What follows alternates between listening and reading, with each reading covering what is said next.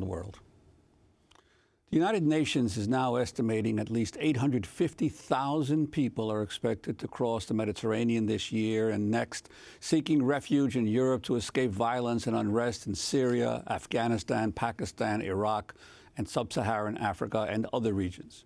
366,000 people have already arrived in Europe this year. On Monday, a single-day record of 7,000 Syrian refugees arrived in the former Yugoslav Republic of Macedonia.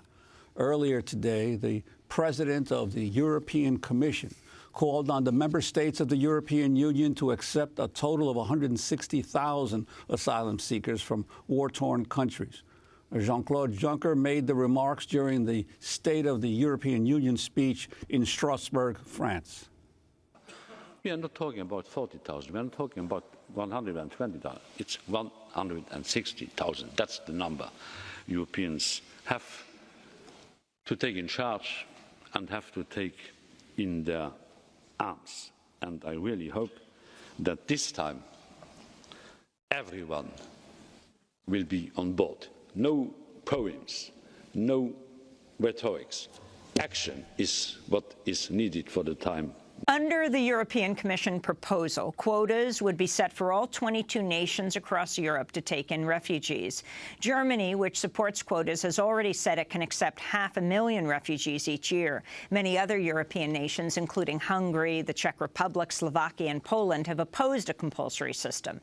On Tuesday, leaders from nearly 60 countries met in Paris to address measures to aid the rapidly growing number of people fleeing to Europe. UN High Commissioner for Refugees Antonio Guterres called the European asylum system, quote, extremely dysfunctional and completely chaotic. He called on the rest of the world's leaders to do more to help those seeking asylum. There are no reasons to be optimistic about forced displacement in the world. The Syria crisis is not the only one. It is, of course, the biggest one and the one that is closer to the European borders. But either the world increases its capacity to improve prevention and to more effectively solve conflicts, or I think that the refugee problem is going to go on increasing in the years to come. According to the United Nations High Commissioner for Refugees, approximately 2,500 people are believed to have died or gone missing trying to reach Europe so far this year. Just over a week ago, 37 people died when a boat capsized off the Libyan coast. This came just days after another boat capsized off the Libyan coast, killing more than 200 people. Around the same time, 71 refugees were found dead in an abandoned truck on the main highway between Budapest and Vienna, the victims of negligence by the smugglers they entrusted to bring them to safety. And the world was stunned as images of one of the youngest victims of the migrant crisis, 3-year-old Syrian boy Aylan Kurdi, went viral. Photographs showed the boy's body washed up on a Turkish beach after his boat sank in the Mediterranean. His family was attempting to reach Canada when they drowned in the Mediterranean Sea. Well, today we'll spend much of the hour discussing the migrant crisis with policymakers, volunteers and organizers. We're going first to Stuttgart, Germany, where we're joined by Democracy Now! Video stream by Annette Groth. She is a member of the German Parliament, spokesperson for human rights for the Left Party. Annette just returned last week from a trip to Hungary, where she saw thousands of migrants stranded at the Budapest train station. Welcome to Democracy Now! Can you talk about what you saw and what, Annette Groth, you think needs to happen? Well, I saw really horrible pictures. I mean, families, many families lying there on the ground, babies on the ground, hardly any water, hardly no toilets, no sanitation, no medical service. It was really appalling. And I'm glad that some of the people I met there made it to Germany. I'm in contact with several of them. And I hope that every German, will warmly welcome them, because they deserve it. They have such a horror story behind them. And so I only appeal to every person in the world, please welcome refugees.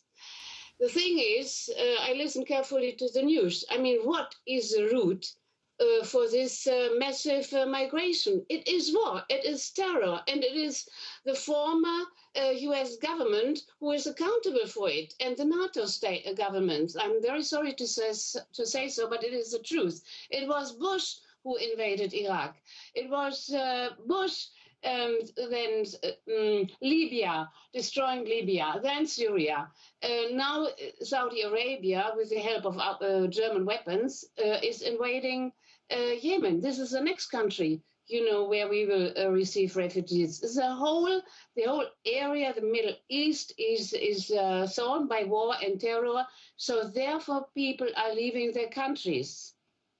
And Annette Groth, the whole issue of the migrants, once they get to Europe, being able to be transported to the country that they'd like to ultimately get to. What your assessment of the different reactions of various member states of the European Union and this whole issue of are seeing them trekking through one country after another in these makeshift camps? Well, I mean, I perfectly understand that the refugees rush from Greece. I mean, that we are forcing them on the boats. There is their lives because there is no legal access to European member states or European countries. So they have to take the illegal way, unfortunately, which is very risky. So they are then landing in the islands, in the Greek islands. Then they are being transported to Thessaloniki, for instance, take the bus or march up to the border where I was before I went to Budapest, in Idomeni, close at the border to Macedonia, and they want to cross Macedonia, Serbia, before, the fence, which is Hungary is building on the border between Serbia and Hungary, will be completed. And most likely this will be the case next week. So, and I asked myself, what is going to happen then? Because nobody wants to stay in Serbia nor in Hungary. And Hungary is a very, very hostile environment. Therefore, I'm really against setting up a quota system for refugees, because they should choose the countries where they want to go to. I would not go to Hungary. The camps, they are terrible. It is not human. I met a family with a little baby. They were in such a camp for 2 days, handcuffed, and then no water, no food, and nothing. I mean, this is not Europe. We are not safeguarding human rights, European values, as our politicians always say it, but it is horror. So therefore, and nobody wants to go to Poland either. So people want to go to Sweden, to Germany, some to Belgium, because many, many Syrians have family members in our countries. There are many, many Syrians living in Germany. I met, somebody had a sister here, somebody had a 2-year-old son here because she gave it away to her sister. He has no residence permit, and the mother is now in Berlin, and so on. So this is what we need to do. We are obliged by international law and by the Geneva Protocol to accommodate and to receive people in distress, in need. Annette Groth, you are a member of the German parliament, and you have made a link between the massive refugee catastrophe that's now unfolding and arms sales, German arms sales, U.S. arms sales. Can you explain? Well, I mean, it is our arms, which are also killing and destroying these countries. My constituency is like Constance. This is the southern part of Germany. There is all the arms industry of Germany located. It is a very affluent region. And, Germany is the third biggest weapons exporter. And we have very good relations for instance, Saudi Arabia and Qatar. And despite massive protest, and my party always protests, and like the peace movement, our government is still delivering arms to Saudi Arabia. Saudi Arabia is also supporting IS, the jihadists. What is this?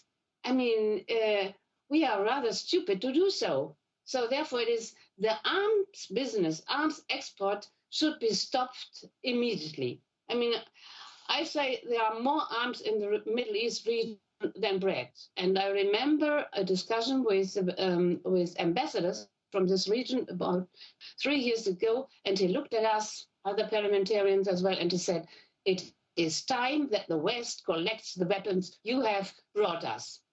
Very, very true, and very simple. Annette, I'd like to ask you about the response in Germany. Chancellor Merkel has been among the leaders of opening up the country to your country to a large percentage of the refugees that are coming, and to also to earmark billions of dollars in financial aid. But at the same time, there is still a strong and growing right-wing movement in Germany, as in many other European countries, that is anti-immigrant. Could you talk about what's been happening with this right-wing movement?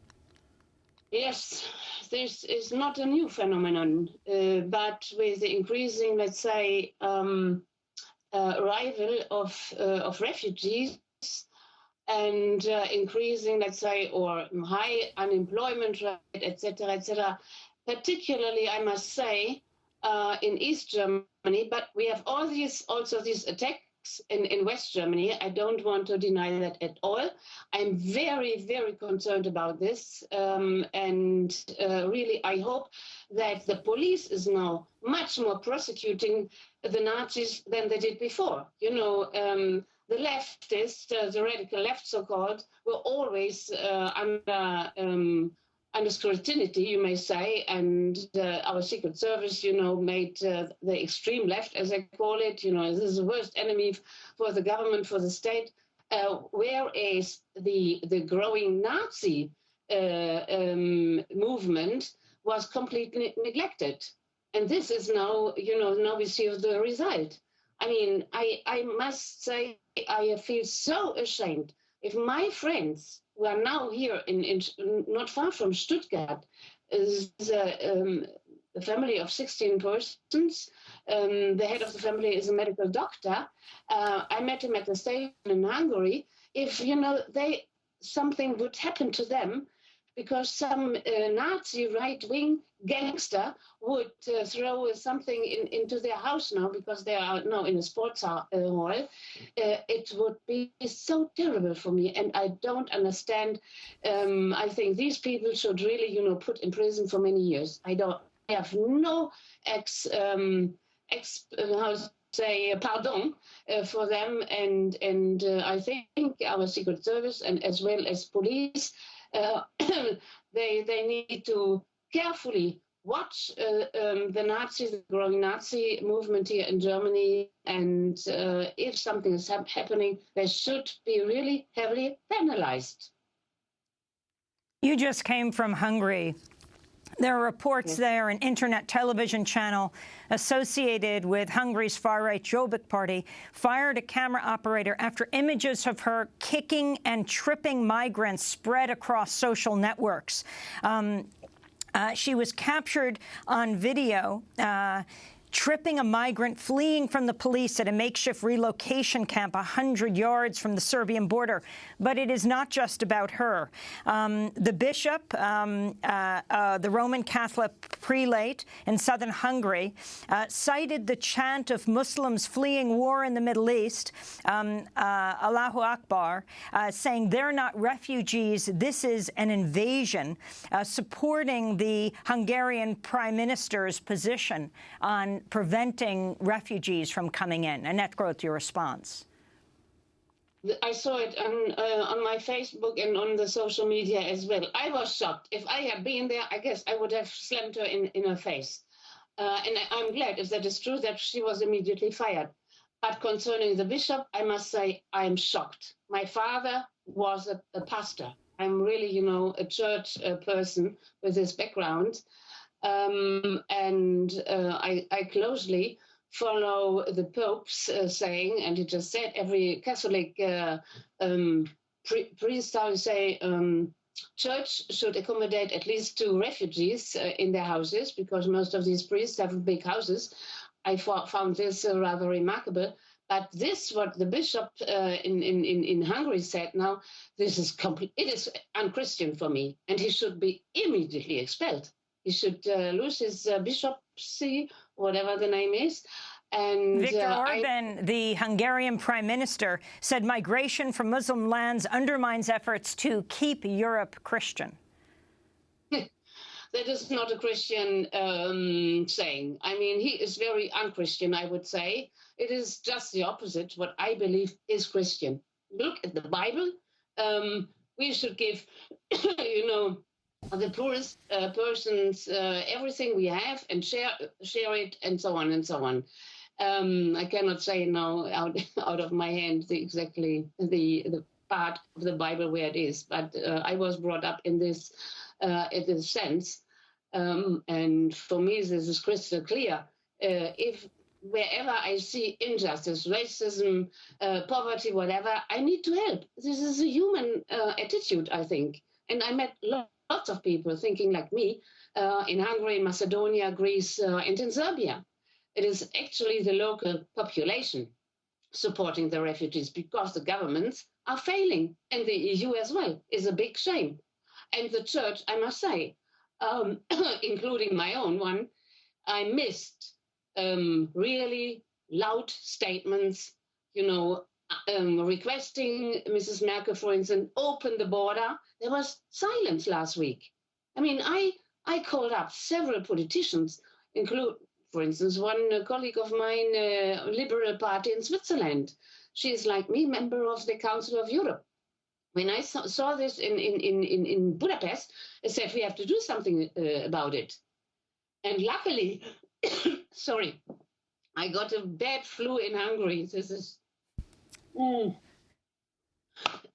So whatever, made Merkel open the borders, then I don't know, but it would have been an explosion. This is what I said. And when I was there, I was the only politician. There were many journalists, and they felt like me, appalling. They were shocked. So, and Hungary is not a government based on human rights.